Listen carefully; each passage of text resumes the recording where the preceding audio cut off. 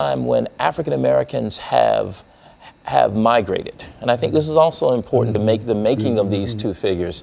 African Americans began to migrate immediately after the Civil War. Every 10 years, you look at the census, you see more and more African Americans migrating toward the west and toward the north.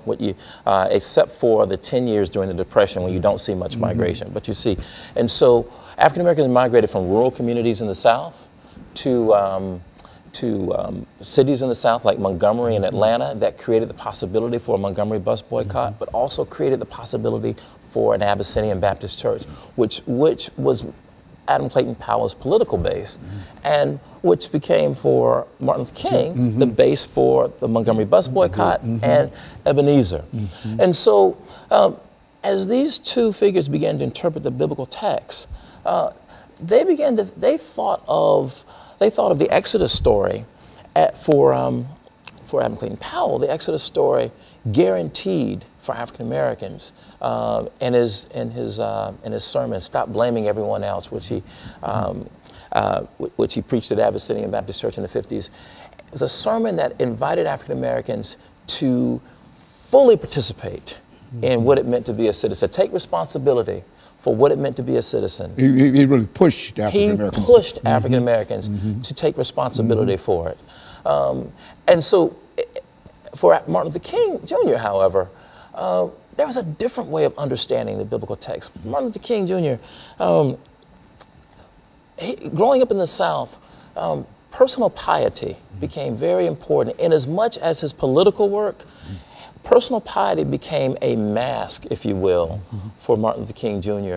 He knew that if he was leading African Americans out into the streets to demand full inclusion, he knew how to use the television cameras, how to use the public square, and the way he used it was to lead African Americans into acts of personal piety. That's what I call the pillar of cloud.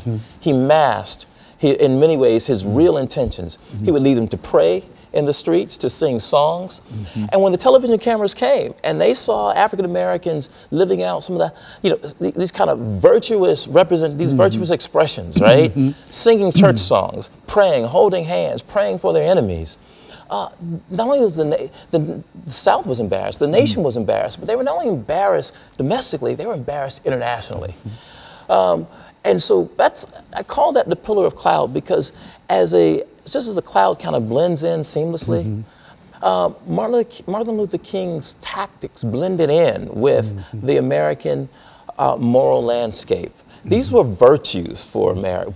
And this was also Dr. Martin Luther King behind the veil. Yes. And you know more about that because of one of your professors, I'm sure. Dr. Baldwin. Dr. Baldwin, who talked about that, and et cetera. And I think that you're an excellent reflection in terms of what he said about that and some of the things that you're saying about that. And I want you to know that the information that you're giving us now is very, very precious.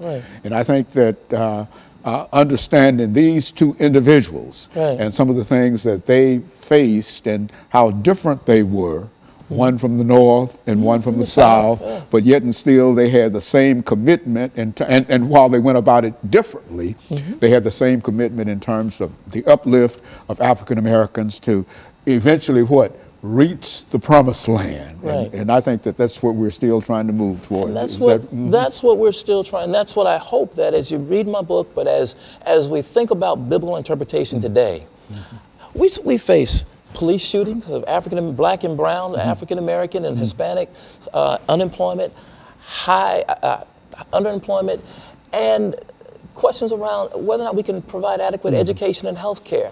And I want to know why